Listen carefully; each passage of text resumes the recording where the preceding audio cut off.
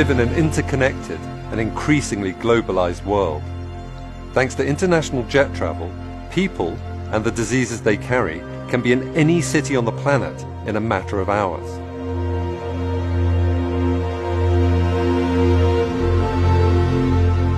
And once the virus touches down, sometimes all it takes is one sneeze to spread the infection throughout the community.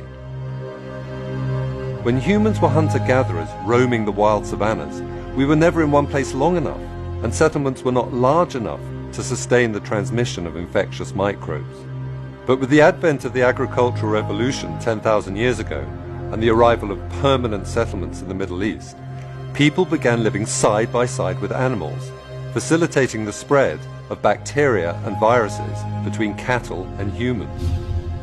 Epidemics and pandemics come in many shapes and forms. In 2010, for instance, a devastating earthquake struck Haiti, forcing thousands of people into temporary refugee camps. Within weeks, the camps had become breeding grounds for cholera, a bacteria spread by contaminated water, triggering a countrywide epidemic. But the most common cause of epidemics are viruses such as measles, influenza, and HIV. And when they go global, we call them pandemics. Pandemics have occurred throughout human history. Some have left scars on the tissue and bone of their victims, while evidence for others comes from preserved DNA. For instance, scientists have recovered DNA from the bacteria that transmits tuberculosis from the remains of ancient Egyptian mummies. And in 2011, scientists investigating a plague pit in the City of London were able to reconstruct the genome of Yersinia pestis, the bacterium responsible for the Black Death of the 14th century. It is thought the plague originated in China in around 1340, spreading west along the Silk Road, the caravan route running from Mongolia to the Crimea. In 1347, the plague reached the Mediterranean, and by 1400 it had killed in excess of 34 million Europeans, earning it the title, the Great Mortality. It was later historians who called it the Black Death. However, by far the greatest pandemic killer is influenza. Flu is constantly circulating between the southern and northern hemispheres. In North America and Europe, seasonal flus occur every autumn and winter. As the majority of children and adults will have been exposed to the virus in previous seasons, these illnesses are usually mild. However, every 20 to 40 years or so, the virus undergoes a dramatic mutation. Usually this occurs when a wild flu virus circulating in ducks and farm poultry meets a pig virus and they exchange genes.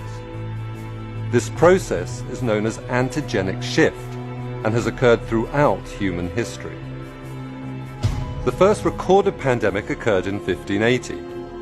The 18th and 19th centuries saw at least 6 further pandemics.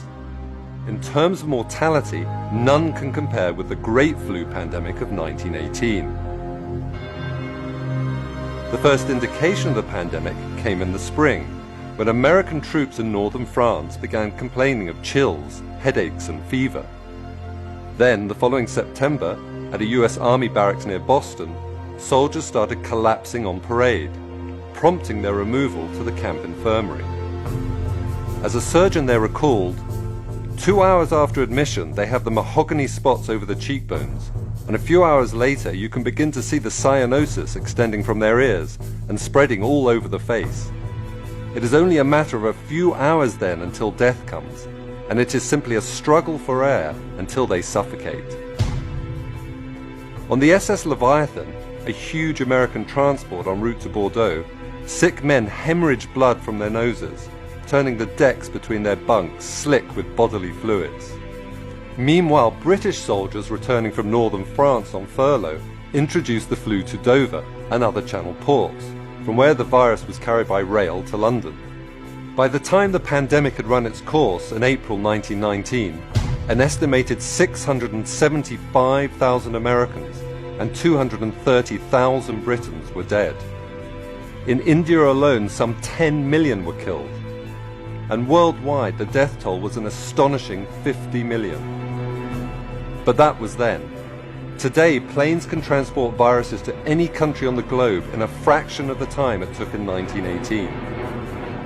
In February 2003, for instance, a Chinese doctor arrived at the Metropole Hotel in Hong Kong feeling unwell. Unknown to him, he was harboring a new animal origin virus called SARS, short for Severe Acute Respiratory Syndrome.